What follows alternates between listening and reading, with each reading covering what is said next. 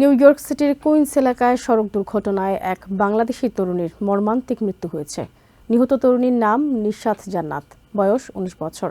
রবিবার গভীর রাতে কর্মস্থল থেকে বাসায় ফেরার পথে এই দুর্ঘটনা ঘটে। এই ঘটনায় শোকের ছায়া নেমে এসেছে নিহতের পরিবার ও বাংলাদেশি কমিউনিটিতে। স্থানীয় পুলিশ জানায়, উডসাইডের 62nd স্ট্রিট এবং রুজভেল্ট অ্যাভিনিউর সংযোগস্থলে রাস্তা পার হওয়ার সময় একটি গার্বেজ ট্রাক তাকে ধাক্কা দেয়। দুর্ঘটনার সময় ট্রাকটি রুজভেল্ট অ্যাভিনিউ দিয়ে পশ্চিমমুখী চলছিল এবং 62nd স্ট্রিটে ডান দিকে মোড় নেওয়ার সময় নিশাতকে আঘাত করে। ঘটনাস্থলেই জরুরি সেবা কর্মীরা তাকে মৃত ঘোষণা করেন। পরিবারের সদস্যরা জানায়, নিশাত জান্নাত জ্যামাইকার পার্সন্স বুলেভার্ডে একটি পার্কিং গ্যারেজে রিসেপশনিস্ট হিসেবে কাজ করতেন।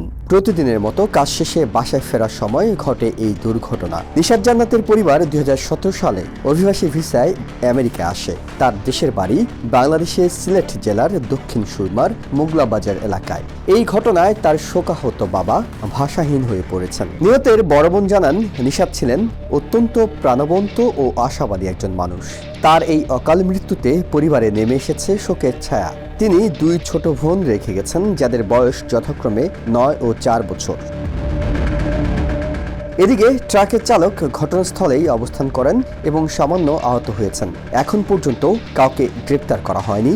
এনওয়াইপিডি তদন্ত চলমান রেখেছে। ঘটনার পর সংশ্লিষ্ট বর্জ্য ব্যবস্থাপনা প্রতিষ্ঠান গভীর শোক প্রকাশ করে এবং তদন্তে সহযোগিতার কথা জানিয়েছে। এই মর্মান্তিক ঘটনায় প্রবাসী বাংলাদেশি কমিউনিটিতেও শোকের ছায়া নেমে এসেছে।